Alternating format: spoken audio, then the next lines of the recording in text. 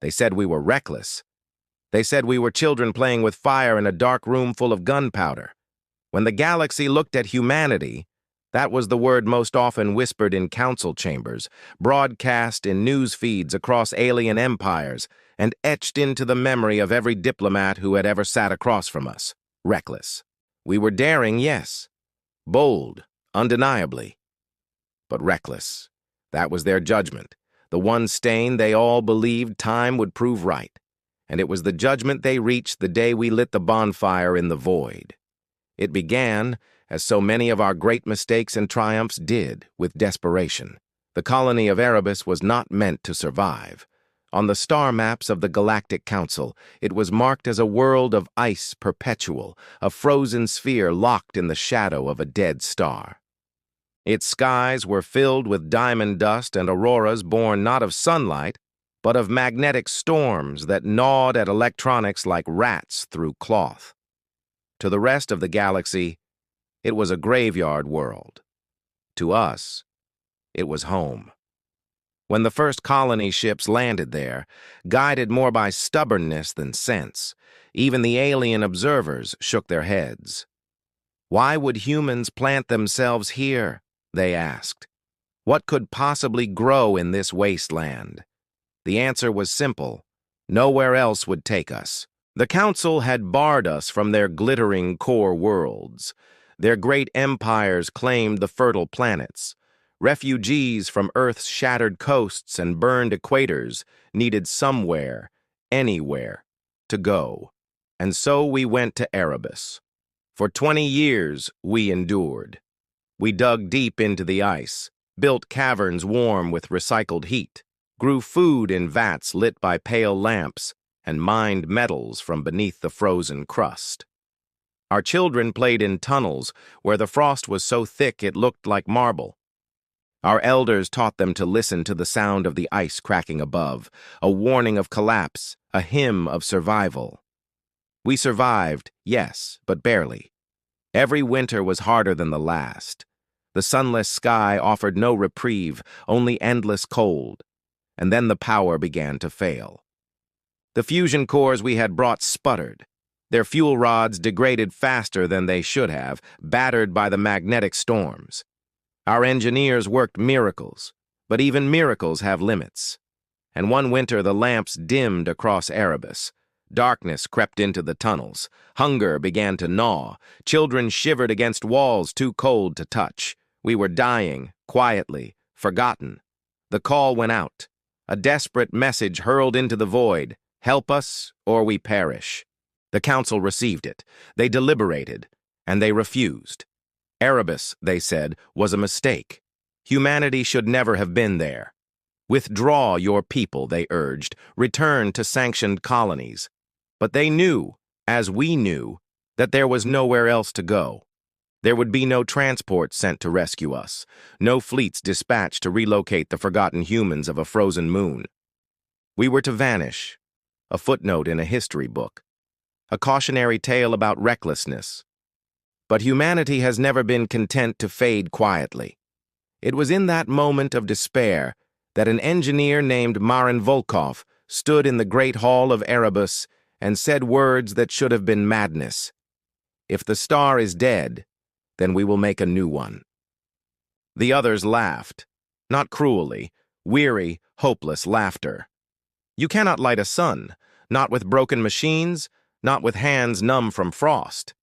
But Volkov was not joking. She had seen the old data, the records of Earth's experiments with stellar ignition, wild theories scribbled in journals about kindling matter, about using fusion on a scale not of reactors, but of suns. They had been fantasies, dreams of a species that always wanted to leap higher than sense allowed. On Erebus, fantasy was all we had left. The plan was simple in description, insane in execution. We would build a forge in orbit. We would gather what fuel we could, hydrogen siphoned from the thin wisps of gas that drifted in Erebus's skies, oxygen cracked from the ice itself, trace elements from the crust. Piece by piece, atom by atom, we would feed a growing sphere, a furnace, a seed of fire. And when it was ready, when it was vast enough, we would ignite it. a son of our own. The council heard of this and called it suicide. The broadcasts from alien news feeds were scathing. The humans are at it again, they sneered. Mad dreamers playing at gods. They will annihilate themselves. And perhaps they were right. But the work began anyway. Years passed. Erebus's skies filled with scaffolds, skeletal arms reaching into the dark. We built with what we had, welded plates together with torches burning blue against the endless black. Children grew up staring at the half-formed sphere glittering in orbit, and for the first time, they dreamed not of fleeing, but of building. Men and women gave their lives to it, falling from scaffolds, burning in ruptured fuel tanks, their names etched into the walls of the forge as if in defiance of the void itself. And then, one day, the fuel sphere was ready. Vast, shimmering, terrifying. No one slept that night. The colony gathered in the tunnels, in the caverns, huddled around flickering monitors. Above them, Marin Volkov and her team stood at the ignition chamber. Hands hovered over controls, breaths held, and then a spark. For a heartbeat, nothing happened. Silence. The sphere hung in orbit like a pearl of ice, and then, slowly, terribly, magnificently, it bloomed. Light. A sphere of fire erupted against the black, unfolding like a flower, spilling radiance across Erebus's frozen crust. The ice plains glittered like oceans of diamonds. The auroras bowed and vanished before the tide of warmth. The forges roared, the shadows fled, and for the first time in centuries, Erebus saw sunrise, the bonfire in the void. The galaxy was stunned. The council chambers fell silent as the reports came in. Alien empires watched from afar as a world they had written off ignited a star of its own. Some called it madness still, a fire that would burn out, a beacon doomed to fade. But others trembled. For if humans could light a star here in the forgotten edges of space, what else might they do? On Erebus, none of that mattered. What mattered were the children running across the warmed ice plains, their laughter echoing in air no longer sharp with frost. What mattered was food growing in greenhouses under the light of a human-made sun. What mattered was that we had survived, not by fleeing, not by surrendering, but by daring, by defiance, by reckless, brilliant fire. The bonfire burned on. It became a beacon. Refugees came, not just human, but alien. Species who had been cast aside by the council, who had been told you do not belong here. They came to Erebus, drawn by the light, and humanity welcomed them. Our fire warmed all who sought it. Our reckless sun became a symbol not just of survival, but of defiance against every decree that had said you cannot, you must not, you will not. We were reckless, yes. But in that recklessness, we had done what no empire, no council, no ancient race had dared. We had lit a star with our own hands.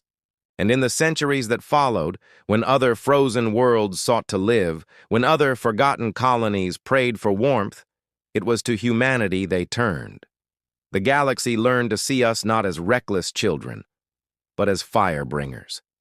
As the ones who, in the coldest dark, would always choose to strike a spark, even if it burned us, rather than accept the silence of extinction.